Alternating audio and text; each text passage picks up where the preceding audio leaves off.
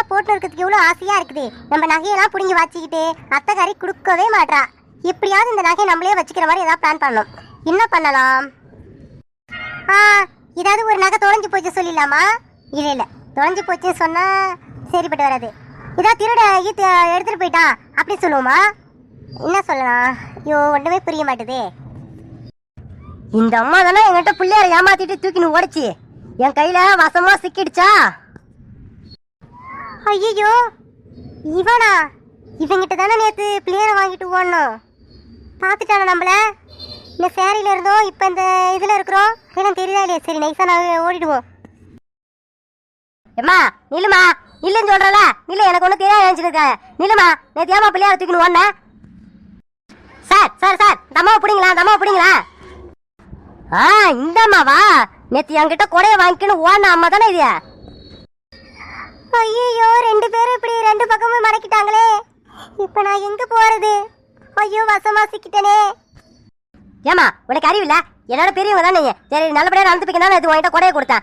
இந்த வீட்டுக்காரங்க வண்டியில் நிற்கிறான், அதான் நிற்கிறான், இதான் வைக்கிறான்னு சொல்லிட்டு என்கிட்ட பூஞ்சாட்டி காட்டிக்கிட்டு இந்த என் கொடையை ஏமாத்திட்டு போயிட்டேமா. ஏமா அதில் எவ்வளோ எனக்கு வரும்னு நினச்சின்னு இருக்கேன் சொல்லு. 15 ரூபா காசு கொடுத்தா நான் அந்த கொடையை வாங்கிட்டு வரேன். அப்படி இருக்கும் என்கிட்ட 15 ரூபா ஏமாத்திரியே. என்னமா சொல்றது உன? நான் இப்படி நகையெல்லாம் போட்டுன்னு இருக்கிறியே பலவாள்னு எனக்கு 15 ரூபாய் எடுத்துட்டு போயிட்டு என்ன பண்ண போறேன்? சார் உங்ககிட்ட இந்த அம்மா ஏமாத்திட்டு போயிட்டாங்களா? இந்த அம்மாவுக்கு இதே வேலை தான் போல. நேற்று சாயங்காலமா என்கிட்ட பிள்ளையார் வாங்க வந்தாங்க. சரின்ட்டு அப்படி இப்படி பேசி ஒரு 700 ரூபாய்க்கு தரேன் சொன்னேன். தரான்னு சொல்லிட்டு கையில வாங்கிட்டு குடு குடுக்குன்னு ஓடிட்டாங்க அந்த அம்மா. எனக்கு எவ்வளவு ஆத்திரம் வந்து தெரியுமா? நேற்று 80 ரூபா நஷ்டம் நேற்று. ஏமா இதே வேலையா தான் நீ திரியா? ஏன்னா எதுக்குமா கருத்தருக்கு வந்து பொருள் வாங்க வர?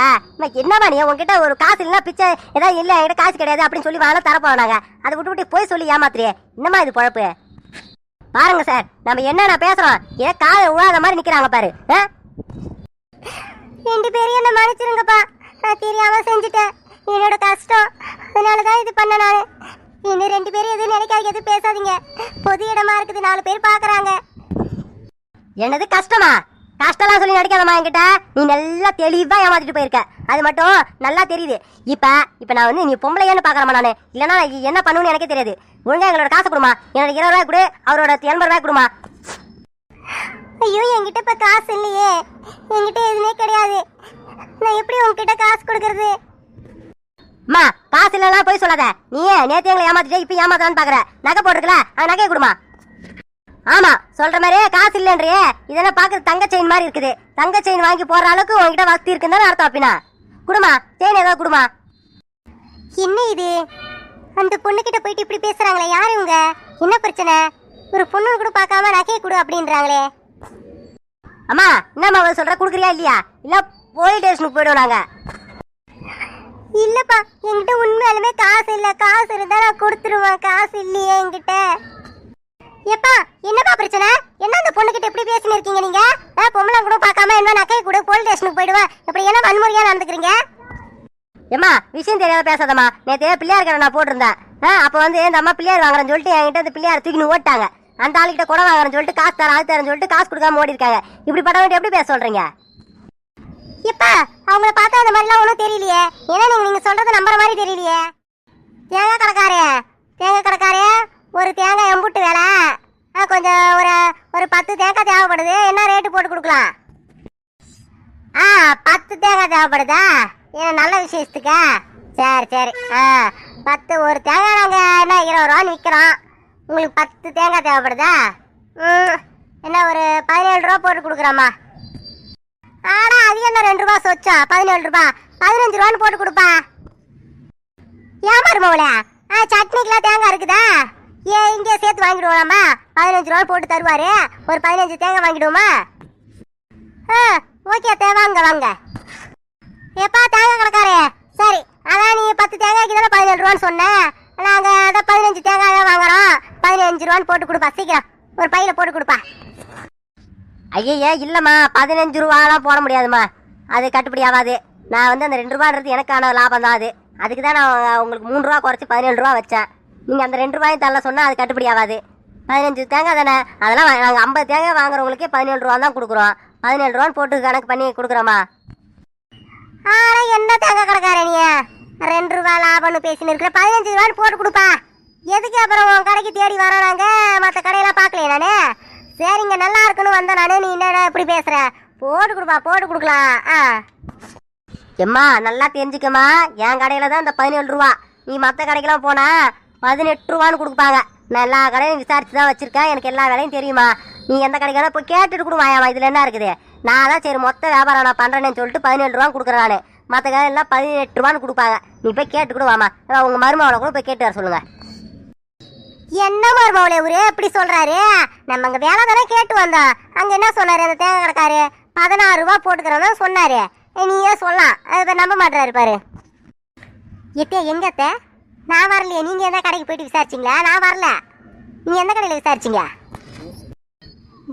மக்கு சும்மா சொல்றேன். நானு சொல்ல கூட செஞ்சு சொல்லாம எந்த கடைன்னு அவரு எதை எனக்கு போறாரு.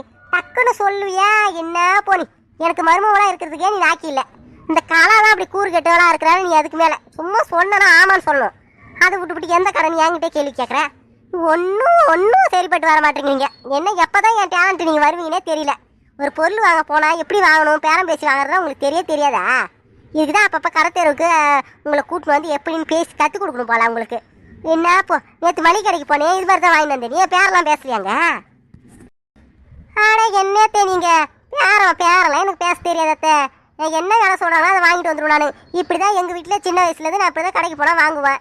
நீங்கள் என்னமோ பேரெல்லாம் பேச சொல்கிறீங்க, அது மாதிரிலாம் எனக்கு பேச தெரியாதாத்த. என்னது பேச தெரியாதா? இப்படி தான் நீ பொருள்லாம் வந்து வாங்கிட்டு வரையா? நீ அடப்போ, நீ விலையெல்லாம் குறைச்சி வாங்கி வரேன்னு நான் நினச்சின்னு இருக்கேன். அதனால தான் ஏதாவது பொருள் வாங்கினா கூட அவளை அனுப்பாமல் ஒன்று அனுப்புகிறேன். நீ சரி நான் ஏதோ பேரம் பேசி வாங்குவோன்னு பார்த்தேன். நீ இப்படி தான் வாங்குறியா? சரிப்பட்டு வர மாட்டீங்க நீங்கள். இந்த 3ஆவதாக வர போகிறாளே ரம்யா, அவள் எப்படி இருக்கான்னு பார்ப்போம். அவளாவது உங்களை விட திறமையாக இருக்கிறாளா பார்ப்போம். அம்மா என்னம்மா சொல்கிறீங்க? 16 ரூபான்றது கொடுக்குற இடத்துல வாங்கிக்கம்மா. அது தேங்காய்லாம் சைஸ் சின்னதாக இருக்கும். என்னோட தேங்காய் கொஞ்சம் பெருசாகவே இருக்கும். 17 ரூபா தான் என்னோட கடைசி விலை. நீங்கள் என்னவோ உங்கள் முடிவை சொல்லுங்க. என்ன தேங்காய் கடைக்கார சொல்கிறா? 17 ரூபா தான் உன்னோட கடைசி விலையா? சரிப்பா, சரி நீ போட்டு கொடு. என்ன பண்ணுறது? அப்புறம் உன் கடைக்கு வந்துட்டேன், அப்புறம் திரும்பியா போக முடியும்? போடு 14 ரூபா 1 ரூபா தானே, பார்த்துக்கலாம் விடு. நல்ல பொருளாக இருக்கணும், பார்த்து எடுத்து போட்டு கொடு. என்ன நாளைக்கு நான் தேங்காய் வைக்க போகிற இடம் பெரிய இடம். நிச்சயதார்த்தம் பண்ண போகிறோம். அதனால் அங்கே கொஞ்சம் நல்ல தேங்காய் இருந்தால் நல்லா இருக்கும். பார்த்து எடுத்து போட்டு கொடுப்பா. சரிம்மா. உள்ள யாருமா? ஒரு 15 தேங்காய் ஒரு பையில போட்டு எடுத்துட்டு வா. ஆமாம், இவங்க இன்னும் பெரிய டேலண்ட்டு. இன்னும் பேரம் பேசி வாங்குறது ஒரு டேலண்ட்டான். என்னமோ போ. இதை வேற நானும் மக்கா இருக்கிறேன்னா அவளும் ஒரு மக்கா. அவ கூட என்ன சேர்த்து வச்சு பேசுறாங்க அத்தை. நானும் அவளும் ஒண்ணு. 3ஆவதாக வர போற ரம்யா எப்படி இருக்கான்னு பார்க்கட்டும். நாங்க ஏதோ சமாளிச்சு இந்த வீட்டுல இருக்கிறோம். அவ எப்படி வந்து இருக்கிறான்னு நானும் என் கண் கூட பாக்குறேன். இன்னமும் வந்து அப்படியே மாப்பிள்ளை வீடெல்லாம் பார்த்துட்டு போனாங்க. மாடு ஆடு எல்லாத்தையும் இருக்கிறத பார்த்துட்டு தானே போயிருக்காங்க. என்ன முடிவு பண்ணியிருக்காங்கன்னு பார்ப்போம். அவளை பார்த்தா எதுவும் வேலை செய்யாத மாதிரி வீட்லயே ஒரு சமையல் கூட செய்ய மாட்டான்னு நினைக்கிறேன் நான். அவன் எங்கிறது வந்து சாணி வர போறாளோ என்ன பண்ண போறாளோ.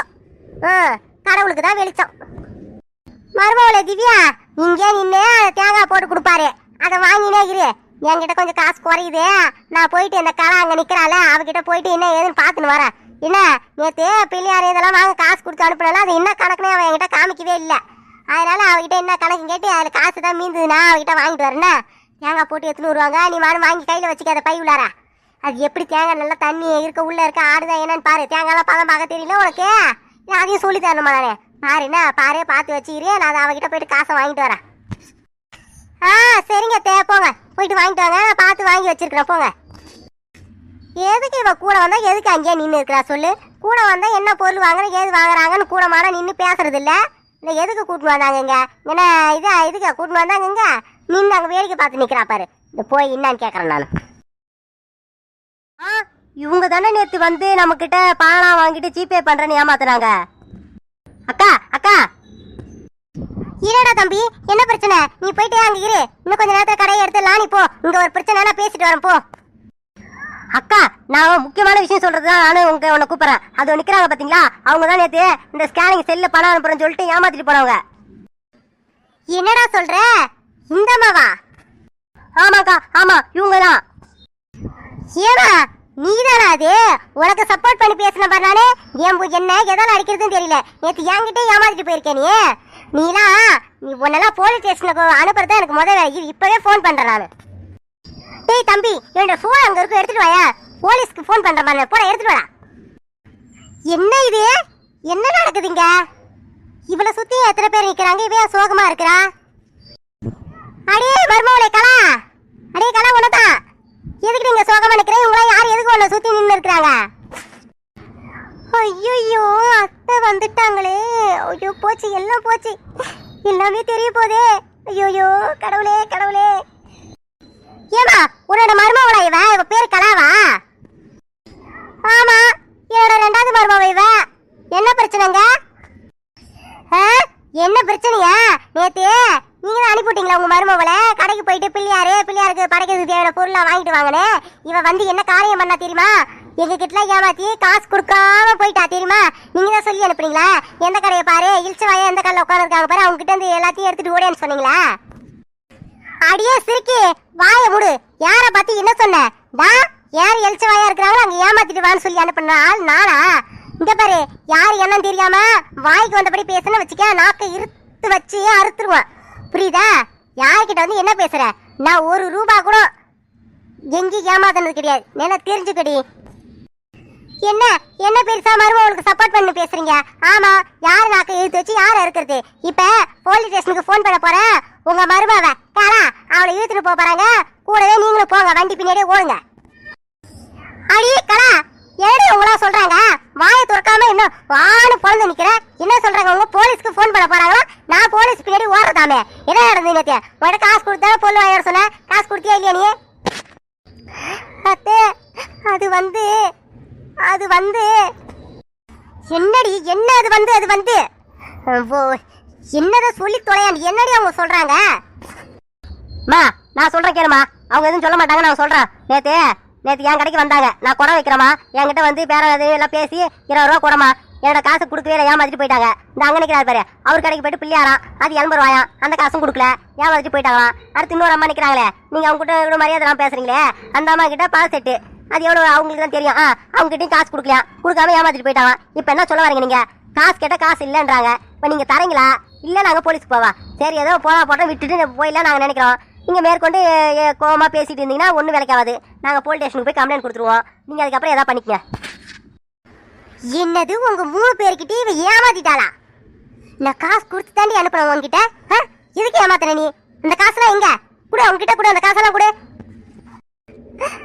அத்தை அந்த காசுலாம் செலவு பண்ணிட்டாத்தே, இப்ப என்கிட்ட காசே இல்ல. என்னது காசு இல்லையா? நீ வீட்டுக்கு வா, உன்னை வச்சுக்கிறேன் நானு.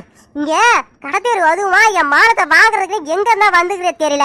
ஏன்டி உனக்கு இந்த பழப்பு? என்கிட்ட காசு கேட்டா நான் கொடுக்குப்பா, 100 200 எவ்வளவு வேணுமோன்னு. அது மட்டும் ஏன் நான் கொடுத்த காசு ஏன்டி ஏமாத்துறேன்? அவங்களாம் அவங்களோட பாவலாம் எங்க வந்து என் பிள்ளைக்கு என் பேத்திக்கு தான் வந்து சேரும் அந்த பாவலாம். ஏன்டி இப்படி இருக்கிற? அத்தை தெரியாம செஞ்சுட்ட. எல்லாரும் பாக்குறாங்க, என்னத்த இப்படி பேசுறீங்க நீங்க? பின்ன பேசாம நீ என்ன காரியம் பண்ணிட்டு வந்திருக்க நீ? இப்ப அவங்களுக்குலாம் யாரு என்ன பதில் சொல்றது? ஏமா உங்க குடும்ப பிரச்சனை வீட்டுல போய் வச்சுக்கோங்க. எங்களுக்கு நிறைய வேலை கிடக்குது. இங்க நின்று பேசிட்டு இருக்குல்ல, என்ன காசு கொடுக்குறீங்களா இல்லையா? இல்லன்னா போலீஸ் ஸ்டேஷனுக்கு போன் பண்ண போறேன். என்ன சொல்றீங்க? எவ்வளவு காசு தரணும்? சரி எல்லாரும் அங்க வாங்க. என் மருமக கிட்ட தான் காசு இருக்குது, நாங்க தரேன். கொஞ்சம் அந்த பக்கம் வாங்க.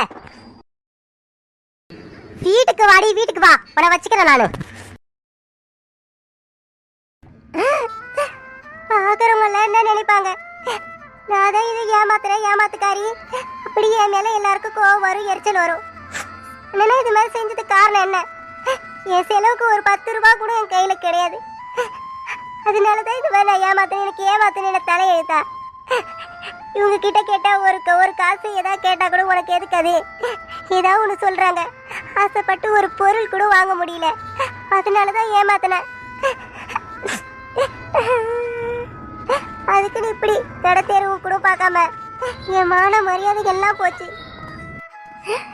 எங்க வீட்டுல அந்த அளவுக்கு ஒன்றும் வசதி கிடையாது. நான் பிறந்த வீட்டுல நான் 1 ரூபாய் 2 ரூபாய் இருந்தாலும் சொந்தமா காசு கொடுப்பாங்க. அதுல முடிஞ்ச அளவுக்கு என்ன வாங்கி சாப்பிடுவோம். பணக்கார வீடுன்னு தான் பேரு, ஆனா ஆசைப்பட்டு ஒரு பொருள் கூட வாங்க முடியல. பிறந்த வீட்டுல எவ்வளவு சந்தோஷமா இருந்தேன் தெரியுமா? நானு இங்க புகுந்த வீட்டுக்கு வந்து இவங்க கிட்ட எல்லாம் இல்லாத பேச்சு வாங்க வேண்டியதா இருக்குது. நானு கடவுளே, நான் கல்யாணம் பண்ணாமலே இருந்திருக்கலாம். பிறந்த வீடு மாதிரி வருமா? வரவே வராது. புகுந்த வீட்டுல வந்து இப்படி கஷ்டப்பட்டு இருக்கேனே நானு.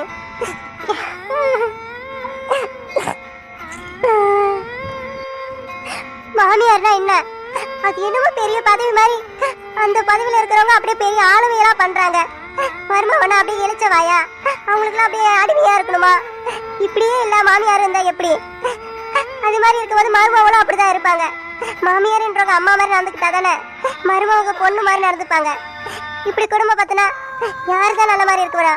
அவங்களும் அவங்க வீட்டுக்கு தகுந்த மாதிரி ஏமாத்துறதும் பொய் சொல்றதும் அதுக்கு தகுந்த மாதிரி நடந்துக்க வேண்டியதா இருக்குது.